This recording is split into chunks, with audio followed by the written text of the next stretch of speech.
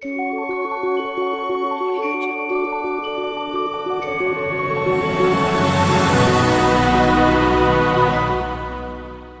दोस्तों, तो IIT matrix के यूट्यूब चैनल पे आपका फिर से स्वागत है।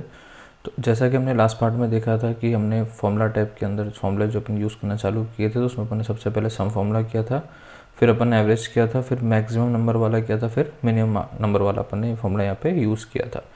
ठीक है, तो इसी डेटा में थोड़ा सा चेंज करके आज अपन कवर करेंगे काउंट ए और काउंट ब्लैंक जो है आपका फंक्शन जो है वो क्या काम करते हैं। ठीक है, तो जैसा कि आपको पता है कि जब भी अपन कोई भी फॉर्मूला यूज़ करते हैं सबसे पहले अपन क्या लगाते हैं, इक्वल लगाते हैं। क्या लगाते हैं?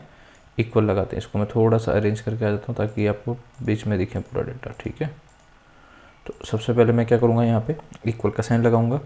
अब मुझे क्या करना है, जो भी मेरा डेटा है इन तीनों में डिफरेंस क्या होता है, तो काउंट क्या करेगा, जितना भी मेरा यहाँ पे डेटा सबको क्या कर देगा, काउंट करके यहाँ पे बताएगा। ठीक है, तो काउंट का बेसिकली जो काउंट तीनों है उनका क्या काम करता है, काउंट करने का ही काम करता है। ठीक है, पर तीनों में थोड़ा थोड़ा डिफरेंस है। तो सबसे पहले अपन बात करते हैं केवल काउंट की। तो जब अपन काउंट यूज़ करते हैं तो COUNT काउंट, फिर अपन जैसे यहाँ पे चालू करेंगे, ठीक है, ब्रैकेट ओपन करेंगे और अपन क्या करेंगे, इसको सेलेक्ट करके पूरी रेंज सेलेक्ट करेंगे, देन शिफ्ट के साथ में उसको प्रेस कर इसको क्लोज करके ब्रैकेट को एंटर प्रेस करेंगे।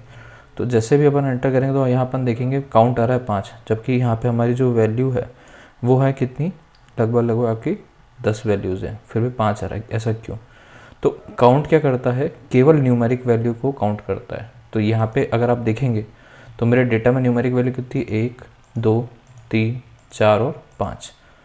बाकी ये क्या, 1 और 2 क्या टेक्स्ट है, और ये जो है मेरे ये क्या है, ब्लैंक है। तो काउंट क्या करता है, मेरी केवल न्यूमेरिक वैल्यू को काउंट करता है। ठीक है, इसी तरह जब अपन काउंट ए का यूज़ करेंगे तो काउंट ए क्या करेगा, ब्लैंक के अलावा चाहे वो न्यूमेरिक वैल्यू हो चाहे वो नॉन न्यूमेरिक वैल्यू, दोनों को काउंट करेगा। ठीक है, तो काउंट ए पे जाएंगे।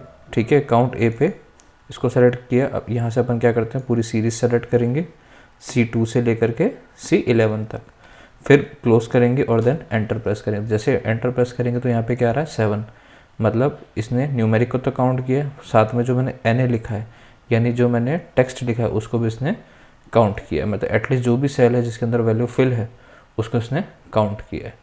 इसी तरह जो हमारा काउंट ब्लैंक है, ठीक है, वो क्या करेगा, जो ब्लैंक है केवल उन्हीं को काउंट करेगा। तो काउंट